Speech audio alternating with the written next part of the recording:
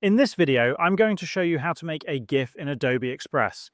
First of all, open Adobe Express on your PC. Once you are here, click on the Explore Quick Actions option on your front screen. After that, scroll down, and you will see the Convert to GIF option. Click on it.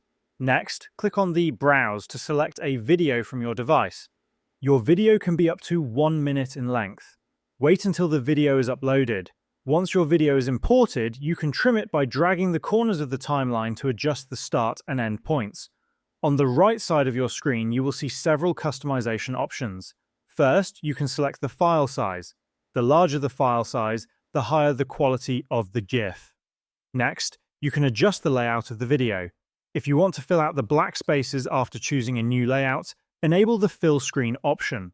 After enabling it, you can also drag the video to select a specific center point for the GIF.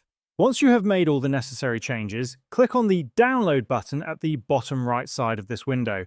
The export process will begin, and once it's complete, your GIF will be downloaded to your device. After downloading, you can open the file location, and as you can see, it is now in the GIF format. And this is how you can make a GIF in Adobe Express.